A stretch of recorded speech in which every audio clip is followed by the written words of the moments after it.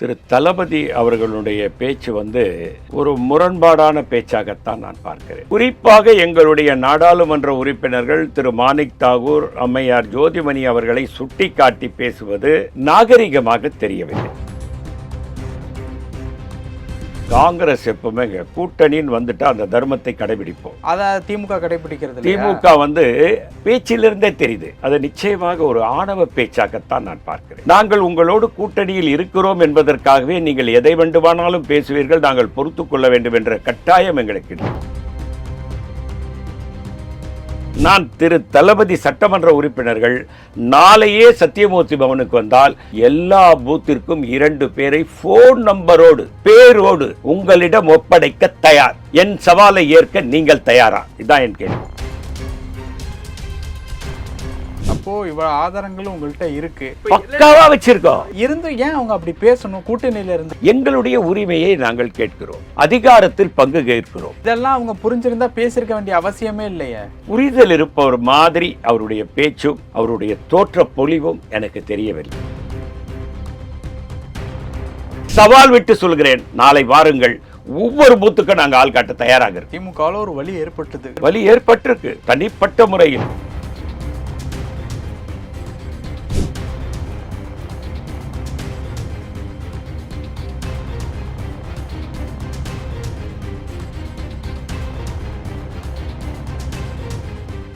ரியலோ நேயர்களுக்கு வணக்கம். இன்று நம்மளுடைய நேர்காணலுக்கு காங்கிரசின் மூத்த நிர்வாகியான திரு பொன் கிருஷ்ணமூர்த்தி அவர்கள் இணைஞ்சிருக்காங்க. சார் வணக்கம்.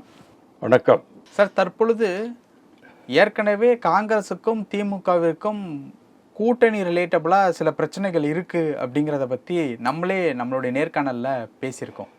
இப்போ என்ன அப்படின்னா, நேற்று மதுரை மாவட்ட மாநகர திமுக நிர்வாகி அவங்க கட்சியில் பூத் கமிட்டியில் போகிறது கூட ஆள் இல்லை அப்படிங்கிற மாதிரி பேசியிருக்கார். அவரோட பேர் தளபதி. அதற்கு காங்கிரஸ் எம்பியான திரு ஜோதிமணி அவர்கள் ரிப்ளை கொடுத்துருக்காங்க. ரொம்ப பார்த்து பேசணும், முதலமைச்சருக்காக நாங்கள் அமைதி காத்துக்கிட்டு இருக்கோம் அப்படிங்கிற மாதிரி ஒரு விஷயம் பேசியிருக்காங்க. மற்ற காங்கிரஸ் நிர்வாகிகள் கூட கூட்டணி தர்மத்தை எல்லாரும் ஃபாலோ பண்ணுங்க அப்படிங்கிற மாதிரி சொல்லியிருக்காங்க. தொடர்ச்சியாக காங்கிரஸை பற்றி திமுக புறம் பேசுறது, இல்லை ஓப்பனாகவே மேடைகளில் அந்த மாதிரி பேசுறது அப்படிங்கிறது தொடர்ச்சியாக நடந்துக்கிட்டே தான் இருக்குது அப்படின்னு நம்ம சொல்லலாம். அதில் ஒன்றும் மறுப்பதற்கு இல்லை. காட்சி வடிவமாகவே நம்ம பார்த்துக்கிட்டு இருக்கோம். எப்படி நீங்கள் பார்க்குறீங்க?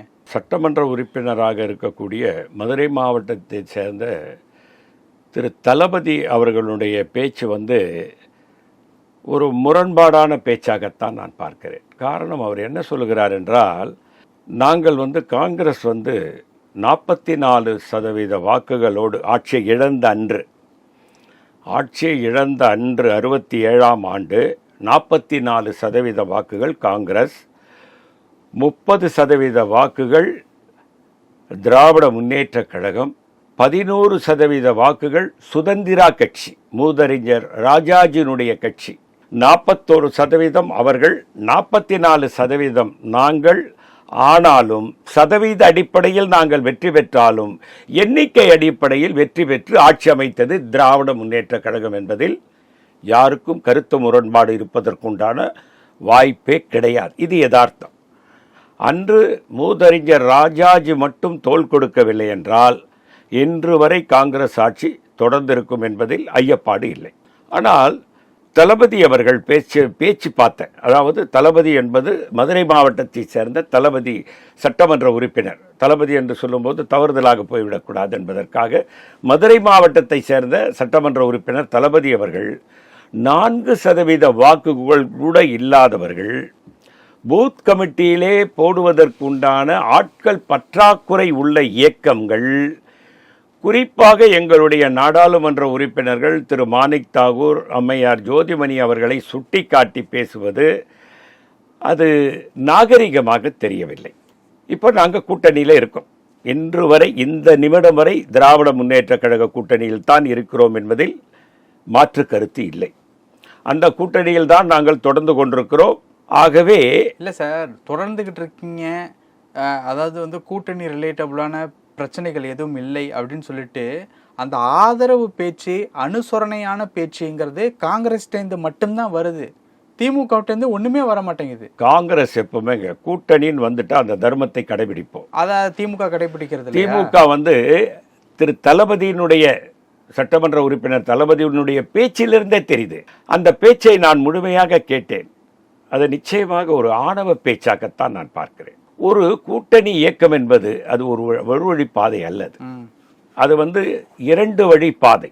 நாங்கள் உங்களோடு கூட்டணியில் இருக்கிறோம் என்பதற்காகவே நீங்கள் எதை வேண்டுமானாலும் பேசுவீர்கள், நாங்கள் பொறுத்து கொள்ள வேண்டும் என்ற கட்டாயம் எங்களுக்கு இல்லை. அதனால்தான் எங்களுடைய நாடாளுமன்ற உறுப்பினர்கள் ரியாக்ட் பண்றாங்க. நீங்க இப்படி பேசாதீங்க, எங்களுக்கும் பலம் இருக்கு, எங்க பூத் கமிட்டியில இன்றைக்கு வந்து நாங்க முழுமையா போட்டு இருக்கோம், இல்லைன்னு சொல்ல முடியாது, எங்கிட்ட ஆதாரம் இருக்கு, அதற்குண்டான நேரம் இல்லை. எங்ககிட்ட பூத் கமிட்டிக்கு எல்லா இடங்களிலும் ஆட்கள் இருக்கிறது. திரு சட்டமன்ற உறுப்பினர் தளபதி அவர்கள் வந்தால், சத்தியமூர்த்தி பவனுக்கு வந்தால், நாங்கள் எல்லா பூத்துக்கும் ஆட்கள் போட்டிருப்பதை அவரிடத்தில் காட்டுவதற்கு தயாராக இருக்கிறோம். அவர்களிடத்தில் நாங்கள் கொடுக்க வேண்டிய அவசியம் கிடையாது, காட்டுவதற்கு தயாராக இருக்கிறோம். நீங்கள் சத்தியமூர்த்தி பவனுக்கு வாங்குங்கள், அமருங்கள். எங்களுடைய கமிட்டி ஒன்று இருக்குது, திரு சசிகாந்த் செந்தில் தலைமை இருக்கிறது. நான் தான் அதுக்கு முதல்ல வார் கமிட்டின்னு ஒரு நான் தான் தலைவராக இருந்தேன், அதை ஆரம்பித்து வச்சேன். இப்போ வசந்தராஜன் ஒருத்தர் தலைவராக இருக்கார். அவர் எல்லா பூத்துக்கும் எங்களுக்கு ஒரு பூத்துக்கும் 2 பேரை போட்டு ஃபில்ஃபில் பண்ணிட்டோம். அதில் எந்த சந்தேகமும் கிடையாது. அதனுடைய நிர்வாகத்தை திரு பீட்டர் அல்போன்ஸ் அவர்கள் பார்த்து கொண்டிருக்கிறார்கள். திரு அழகிரி அவர்கள் அதில் முனைப்பு காட்டினார்கள். நாங்கள் அதில் இறங்கி வேலை செய்தோம். திரும்ப செல்வ பிரதிகை வந்தவர் பீட்டர் அல்போன்ஸ், மூத்த நிர்வாகி, விவரமானவர். அவருடைய தலைமையில் வசந்தராஜ் என்பவர் ரொம்ப விவரமானவர், அவரும் இதை செய்திருக்கிறார்.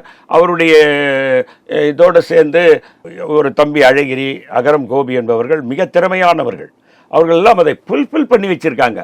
நான் திரு தளபதி சட்டமன்ற உறுப்பினர்கள் நாளையே சத்தியமூர்த்தி பவனுக்கு வந்தால் எல்லா பூத்திற்கும் 2 பேரை ஃபோன் நம்பரோடு பேரோடு உங்களிடம் ஒப்படைக்க தயார். என் சவாலை ஏற்க நீங்கள் தயாரா? இதுதான் என் கேள்வி. அப்போ இவ்வளவு ஆதாரங்களும் உங்கள்கிட்ட இருக்கு, பக்காவா வச்சிருக்கோம். இருந்து ஏன் அவங்க அப்படி பேசணும் கூட்டணியில இருந்து? அதாவதுங்க, அவர்களுக்கு இப்பொழுது காங்கிரஸ்ல வந்துங்க எப்பவுமே அது ஒரு மிக பரந்துபட்ட ஜனநாயக இயக்கம். இது உங்களுக்கு நல்ல ஞாபகம் இருக்கும், வரலாறை நீங்கள் படித்திருப்பீர்கள். காந்தி அவர்கள் நேதாஜியை ஒரு முறை அவர் வந்துங்க காந்தி நேதாஜியை தலைவராக்குனது காந்தி தான், யாரும் இல்லைன்னு மறுக்க முடியாது. அவர் வந்து வியன்னால இருக்கார்.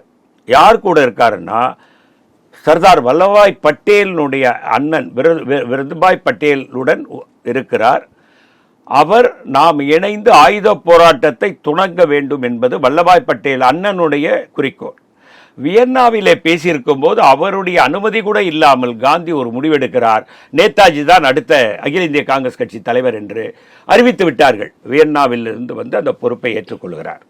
அடுத்த முறையும் தான் தலைவராக இருக்க வேண்டும் என்று நேதாஜி விரும்புகின்ற நேரத்தில் ஒரு ஆண்டுக்கு ஒரு தலைவர் என்று நாம் சட்ட விதிகளை வைத்திருக்கிறோம்.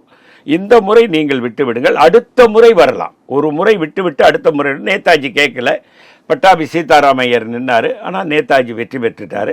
அதுக்குள்ளே ஏற்பட்ட முரண்பாடுகள் நீங்கள் அறிந்தது. ஆகவே பரந்துபட்ட ஜனநாயக இயக்கம், இந்த தேசத்தினுடைய தந்தை அவர் நினைத்ததற்கு எதிர்ப்பாக செயல்பட்டு ஒருவர் வெற்றி பெற முடியும் என்ற பரந்துபட்ட ஜனநாயக கட்சி.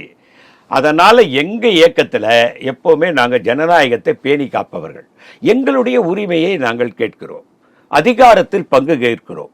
நாங்கள் தான் இந்த தமிழகத்தை வளர்ச்சி பாதைக்கு அழைத்து சென்றவர்கள். நாங்கள் போட்ட அடித்தளத்தின் மீது தான் இன்றைக்கு 2 கழகங்களும் இன்றைக்கு வெற்றி கொடி நாட்டிக் கொண்டிருக்கிறார்கள். மத்திய புள்ளியியல் துறை இதெல்லாம் அவங்க புரிஞ்சிருந்தா பேசிருக்க வேண்டிய அவசியமே இல்லையே சார். அவங்களுக்கு எனக்கு என்னன்னா, தளபதி போன்றவர்களுக்கு, சட்டமன்ற உறுப்பினர் தளபதி போன்றவர்களுக்கு புரிதல் இருப்பவர் மாதிரி அவருடைய பேச்சும் அவருடைய தோற்ற பொலிவும் எனக்கு தெரியவில்லை. அவருக்கு புரியல, அவர் பேசுறது அந்த கட்சியினுடைய பேச்சா தான். அந்த கட்சியினர் அதை கண்டித்திருக்க வேண்டும், தலைமை அவரை அழைத்து கண்டித்திருக்க வேண்டும். கண்டிக்காதது ஒரு வருத்தத்தக்க விஷயம். ஒருவேளை வெளியில் தெரியாமல் அவரை கூப்பிட்டு கண்டித்திருப்பார்கள் என்று நான் நினைக்கிறேன். அதான் இப்ப இந்த மாதிரி ஒரு அனுசரிச்சு போறக்கூடிய ஒரு பேச்சு வந்து காங்கிரஸ்ட மட்டும்தான் இருக்கு. திமுக அது எதுவும் இல்லை அப்படிங்கிறது வந்து காங்கிரஸ் ஏன் அதை நினைச்சு எதுவும் வருத்தப்பட மாட்டாங்க சார்? நாங்க அதை தான் நீங்க ஆரம்பத்தில் சொன்னீங்க. நாடாளுமன்ற உறுப்பினர் ஜோதிமணி அவர்கள் மிக தெளிவாக சொன்னார்கள், அண்ணன் ஸ்டாலின் அவர்களுக்காகத்தான் நாங்கள் அமைதி காக்கிறோம், அவரிடத்திலே அன்பு இருக்கிறது, பண்பு இருக்கிறது, பாசம் இருக்கிறது. அரவணைப்பு இருக்கிறது. ஆகவே நாங்கள் அமைதி காக்கிறோம் என்பதை சொன்னார். நானும் அதைத்தான் சொல்லுகிறேன். அவர் ஒருவருக்காகத்தான் நாங்கள் பொறுத்து கொண்டிருக்கிறோம். ஏன்னா இந்த கூட்டணி முறியக்கூடாது என்பதில் நாங்கள் உறுதியாக இருக்கிறோம். என்ன காரணம் என்று சொன்னால், மதசார்புள்ள ஒரு அணி தமிழகத்திலே கால் ஊன்றி விடக்கூடாது. நாங்கள் காந்தியத்தை ஏற்றுக்கொண்டவர்கள். நாங்கள் இமயமலையத்தின் உச்சியிலிருந்து கூட சொல்லுவோம், நான் காந்தியவாதி என்று ஒவ்வொரு காங்கிரஸ்காரனும் சொல்லுவான். அப்போ காந்தியினுடைய கொள்கை என்னவென்று சொன்னால், மதசார்பற்ற நாடு என்று பிரகடனப்படுத்தி விட்டு போயிருக்கிறார். அந்த மதசார்பற்ற தன்மைக்கு ஆபத்து வந்துவிடக்கூடாது. அது இன்றைக்கு தமிழகத்தில் மிக ஆழமாக வேரூன்றி வைத்திருக்கிறது. அதை காந்தி விதைத்து விட்டு போனார், காமராஜர் பாதுகாத்தார், பெரியார் அதற்கு தண்ணி ஊற்றி வளர்த்தார். இன்றைக்கு இருக்கக்கூடிய திராவிட முன்னேற்ற கழக தலைவர் தளபதி ஸ்டாலின் அவர்கள் அதை இன்னும் பாதுகாப்பாக வைத்திருக்கிறார் என்பதை நான் ஆணித்தரமாக சொல்வதில் எனக்கு எந்த தயக்கமும் இல்லை. காங்கிரஸ் அவரோடு இணைந்து இன்றைக்கு நாடாளுமன்றத்திலே மதசார்பற்ற கொள்கைக்கு எதிரான நிலைப்பாடு வந்தால், நாங்கள் எங்கள் தலைவர் ராகுல் காந்தி எழுந்து குரல் கொடுத்தால் 40 திராவிட முன்னேற்ற கழகத்தோடு சேர்ந்த எம்எல்ஏக்களும் குரல் கொடுப்பதை நாம் பார்க்க முடிகிறது. அதை நாங்கள் கெடுத்துக் கொள்ள விரும்பவில்லை. சட்டமன்ற உறுப்பினர் தளபதி போன்றவர்கள் இப்படி பேசி இந்த கூட்டணியை பாதிப்பு உண்டாக்குகிறார்கள். காங்கிரஸ்காரர்கள் மனதை புண்படுத்துகிறார்கள். உங்களுக்கு பூத் கமிட்டியில் கூட உட்கார ஆள் இல்லை என்று சொன்ன அந்த வலி இருக்கு பார்த்தீங்களா, அந்த வலி நான் இங்கே வர வரைக்கும் அந்த வலி மிகப்பெரிய வலியாக இருந்தது. அவர்கள் அதை மாற்றிக்கொள்ள வேண்டும். அந்த போக்கை இனி அவர்கள் தொடரக்கூடாது என்பது என்னுடைய வேண்டுகோள். அப்போ திமுகவில் ஒரு வலி ஏற்பட்டிருக்கு. தனிப்பட்ட முறையில் எங்களுக்கு பூத் கமிட்டி இல்லைன்னு இல்லை. நான் மீண்டும் மீண்டும் மீண்டும் ரியல் ஒன் நேயர்களுக்கு டிவி மூலமா சொல்றேன், திரு தளபதி சட்டமன்ற உறுப்பினர் தளபதி அவர்களே, நாளை எத்தனை மணிக்கு சத்தியமூர்த்தி பவனுக்கு வரீங்கன்னு சொல்லுங்க, நான் அங்க உட்கார்றேன். எங்களுடைய பீட்டர் அல்போன்ஸ் உங்கள் முன்னால் உட்காருவார். எந்த பூத்துக்காவது நீங்க ஆள் இல்லாம இருந்தா நீங்க என்ன சொல்றீங்களோ நாங்க கேட்கிறோம். சவால் விடுறீங்க? சவால் விடுறேன். எல்லாத்துக்கும் திரு பீட்டர் அல்போன்ஸ் தலைமையில பேரு, போன் நம்பர், வீட்டு விலாசம், நீங்க போன் போட்டு இந்த வீட்டில் இருக்கீங்களா, நீங்க பூத் கமிட்டி மெம்பரா, இந்த பூத் கமிட்டி மெம்பரா, நீங்க கேட்டுக்கங்க. இல்லைன்னு சொன்னா சட்டமன்ற உறுப்பினர் தளபதி என்ன சொல்றாரோ அதை நான் கேட்க தயாரா இருக்கிறேன். சவால் விட்டு சொல்கிறேன், நாளை வாருங்கள். ஒவ்வொரு பூத்துக்கும் நாங்கள் ஆள் காட்ட தயாராக இருக்கிறோம். பல விஷயங்கள் பேசணும். நேரத்துக்கு ரொம்ப நன்றி சார். வணக்கம் சார். நன்றி, வணக்கம்.